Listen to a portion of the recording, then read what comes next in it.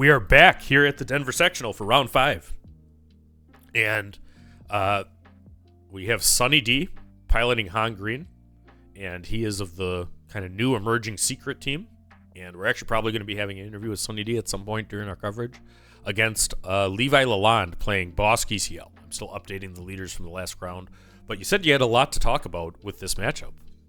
Hit us, Jonathan. Well, yeah, I mean, Sunny D in particular and the secret team, for our Seattle tournament, they sponsored our bracket competition, which was super cool. Sunny was a great guy. I got to commentate his top cut match at Seattle, and he was playing the same deck. And I just looked at the list, and I don't know that he changed anything. It's Pilots, Falcons, Tandem Assault was a really key card in that game, and it could come up a lot here as well. Just closing the game out in a single action is huge. And then, he's going to be up to the same Han tricks you're used to with Tech and DJ and all the ramping. All right, and the action has started. I think that actually a Han had initiative and is opening with a Han action, which is exactly what you'd expect. Yeah, straight into it. These guys are ready. Ready to go. All right. So. Resupply can be an incredible start for these Han decks. Yep, and if you go back to the Han Masterclass, I think it was actually Mango that said it, not Sunny D. Sunny D was one of our Masterclass teachers for Han. But, when you have resupply, you're happy. And if you don't have resupply, you're not, is the way he put it. And, I think that's the ideal opening for Han Green, because Han can deploy on turn 2. I mean, I don't know if he has Marauder in his deck, but that is a thing that happens in Han builds. Right. If he had discarded a Marauder here, then you might have seen that. But I don't think we're going to see a Marauder, even if it is in the list. But I don't know. We could, because, there's a space unit you could run it right into. That's right. But I do happen to know he does not have Marauders. And it is a very strong deck. I think Han Green and Han Yellow are both well positioned. I mean, they kind of have some tension there because the tempo Han Yellow deck actually kind of struggles into the ramp version, but it's there. All right. Boss deck can be scary, a lot of big stuff coming at you. And I love both of these players' mat flexes because we have Sunny D, showing off one of his PQ mats because he's won several, I think. And then we also, though, I like even better Levi LaLonde going with a Destiny mat. I have that mat myself from the Galactic Champions of Star Wars Destiny. So we got old school versus the new. So that's a cool match here. And we have two excellent players, both 4-0, going into round 5. And if you're at this point in the tournament, you're starting to think about day 2. And hey, Billy, it would be great to go. And the card from, you might want to try the refresh. The card from Sun Deep is, I think it was Poe Dameron, right? One hell of a pilot. Yep. And he has got some bounties on him. Yep. So that is one wanted. 2 bounties. So does he have a Waylay? Does he have a Waylay? Let's see. So, the upgrades, is that Chewbacca and then 2 bounties?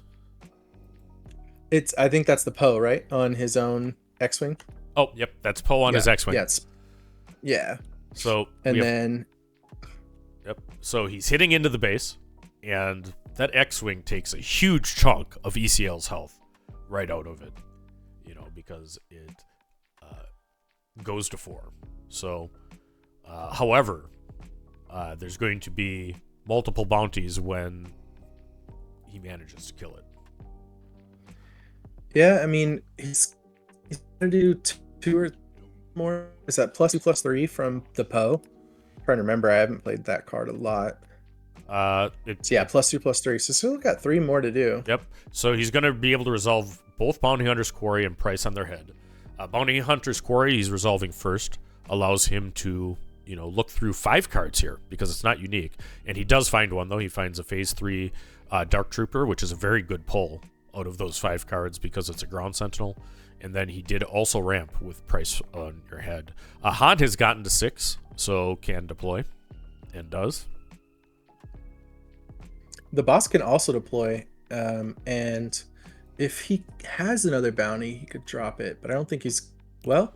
So if he has another bounty hunter score, he could put it on the Han leader and try to trigger it twice. To the extent Han unit doesn't come and eliminate Bossk right now, which is exactly what happens. Yeah, exactly. Yeah. So Han unit comes in. It's a 6/6 with ambush that deals combat damage before the defender, and is able to. Is that a promo? One shot. I think that's a hyperfoil Han unit. Is what that is. Okay. Sunny D doesn't mind running some foils, in his decks. We were just talking. He's not scared like me. Yeah.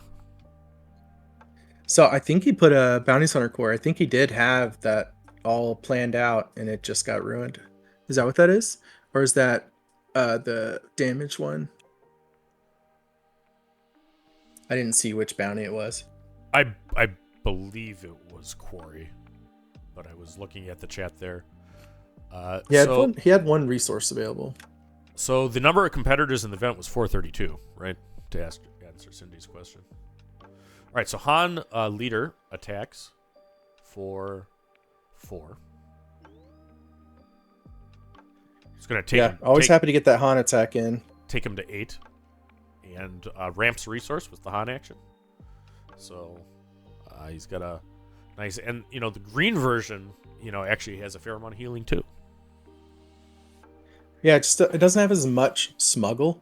Whereas in the Han decks with lots of smuggle, activating your Han leader unit is almost like drawing a card. Because you're going to get rid of something that doesn't have smuggle and just keep your row really full of smuggle cards. All right, so Ruthless Raider comes in and eliminates the Han leader, I believe. Or is he just to 5 now? I think he's to 5. Yeah. So yes. the ping will. That's right. And Sonny's looking at his resources. Is he smuggling or no? It's 3. Ewing? There it is. Emphys. Nice. All right, and the punishing one gets bounced to hand. Bossk is playing with his hand in the ground arena with a coin on top of it. Yeah. He's like, I don't like this. I'm putting my hand right here. You just play your turn. You know what? I think that is a guild target. So I thought it was. That's not in every boss deck, but spicy. I mean, I presume that plays well in Django if it's in this. But Bossk has gone to 14 damage on base. Yeah, I mean, Enfys is so good at playing cross arena as well. Even the Ruthless Raider, I don't care that it has a wind blade. If you want to spend 6 to do 2 and 2 turn after turn, I'm happy. All right. Yeah, I know. So Bossk has got all kinds of problems in the ground arena, looking down at Enfys Nest and a Han Solo. Han Green plays some. So now you want to have a blaster in your row, so right. You can pump Enfys and still bounce the Raider. That's exactly right. If he's got blaster right now for it, but it's not that. It's Commandeer. Oh, Commandeer hits the Barrage Ruthless Raider, and that is a cool new set 4 card. Wow. And that is Scoops. Oh, he's done. Scoop City, folks. Scoop City. So Sunny D commandeers the barraged Ruthless Raider, and Levi has had enough. He says, I'm going to go to game 2. I'm going to go to my sideboard and try to find some answers for this Han Solo deck. Plus, it was actually lethal. He had exactly lethal. Yep. All right. So Han is up 1-0. We're going to go into the sideboard decisions. So let me pull this up too. What are you thinking if you're Han Green? What are you thinking is necessary for the sideboard into a Bossk? So let's see. We don't have Bright Hopes. I like Bright Hope against Bossk because I can bounce my own unit to get the bounty off of it. He's got Bamboozle. I don't think you need that. Sparks can be nice because these boss decks go so big. So right. if Bossk has like a ramp hand, he ramps a couple turns, then you can just rip out his big card and he's left with almost nothing. So I definitely bring in the Sparks. And I was talking about Sunny D. I've known him, and he's a kind of friend. So my fun thing with the over-under for his decks is how many one-ofs there are. So Hey, I'm a big fan of one-ofs. I love to see it. the over-under on the one-ofs is 5. I guess I can tell you that. So that's what they are. As far as Bossk goes into a Han, I mean, I think for sure that Cam Syndulla, if in the board, is going to be coming in. So nice. Yep. And the other thing is, too, you're going to bring in Force Chokes because Han Green is not Han Yellow. DJ is not as good as it is in Han Yellow, but Han Green still plays 3 techs, 3 DJs, and it can be oppressive, that particular combo. And it has been through set 2, and it is still there. So, yeah. Jazzron in the chat says, what a play. Yeah, that was. So that was a cool play, and, Commandeer is a tough card because it can be very awkward in your hand, right? But when it hits like a freight truck. And there's not a lot of targets for that Commandeer in the deck. I was thinking going into the match that having those main deck Commandeers just for Django might be a liability for him. But then we had a barraged Ruthless Raider, and it was amazing. Yeah, and sometimes it's the stuff that they don't expect. That'll get you, but great play by a great player, Sunny D. So we did do a masterclass on Han Green. He's also got, for sure, the Echo Base special one. That's the Twin Suns Echo Base, from the deck pile. Yeah, I don't hate Boss chances, and partly because I think he might have sideboarded a lot more than the Han player. Like, I see maybe 7 cards that I could bring this. Yeah, I think Levi that sideboard, but only a few. Yeah, Levi probably improved significantly, into this matchup. Yeah, I think so. Because he was tech for Django, and Han Green does not have the same hate that Django has by any means. So, that is what happened. So, we're going to go to game 2 of round 5. We have Sunny D of the secret team, who is piloting Han Green. He's up 1 game on Levi LaLonde, piloting Bossk ECL. Got over 200 people watching online. Thanks for joining us for our Matt. Oh, and then we had the game go dark. All right, so I'm not sure what happened. We had the video drop from the stream. We're going to go to a break, and as soon as we can get that address, we'll figure out what happened. So join us shortly.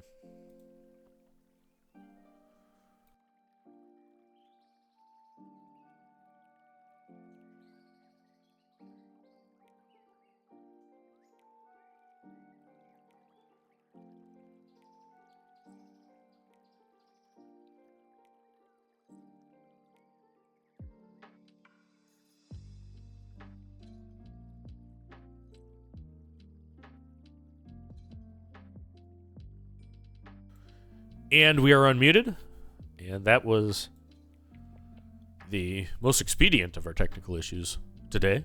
So it's only about a 20-second thing. All right, so let's catch up. That is a prestige blue leader that Han Solo has, and it looks like Bossk played a punishing one, did not play anything on turn 1, so it looks. So that is tough, and that is a 3-cost pilot. I think that was Chewbacca, though. Yeah, Chewbacca. On that. Yeah, it is. So that blue leader is hitting like a Wookiee truck at 6. It is. Like, punishing one looked like it was going to be able to clean that blue leader up and still be around, but there's a lot of pilots in Sunny's deck. Yep, and it's cool seeing, these master deck builders, work with the new tools they got. I mean, blue leader with Chewbacca piloting was not a set 2 line. So they're kind of on the cutting edge of Star Wars Unlimited. They do have a Discord. They do have some other things. So we'll see if we can get this player on at some point, in this event. Perhaps at the champion interview after the finals. Whoa, that's going to be a Bothan. We will see. All right. So did he replace his smuggle card? Did it? Sonny, replace. Thank you, bro. There he did it.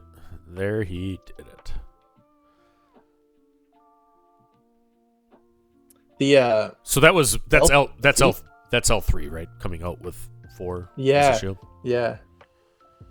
And that was a Cham. I didn't see it. Yep. Yeah. Cham goes, but Did he ramp? Yeah, I'm not sure about that. I think Oh actually. no, he just played it on 4. I think he just played it on 4. He played it on curve, and I mean, Sunny D might have been playing around Cham because he did not use the Han action. I mean, he then played L3, but he's generating card advantage there. All right, so blue leader comes in with a surprise strike, I believe. Oh, that's Rebel Assault. Ooh, that is a monster damage. So it's 7 from blue leader and 3 from there. And that is Johnny Ballgame, my friends. You got a Wookiee piloted blue leader. We just had Han come through and not have to deploy. Look at the punch from that deck. That is something. I think it's Tandem Assault, and he needs to pay 2. Oh, it doesn't matter. Okay, it's over. You're right. It is Tandem Assault, not Rebel Assault. I saw it. I think it was a conceit. I don't think it was quite lethal yet, but I mean, when you're looking at a hole that much, I mean, what's your play line to get out of it when Han's about to deploy? So. Oh, it costs 1. 10 costs 1. He's good.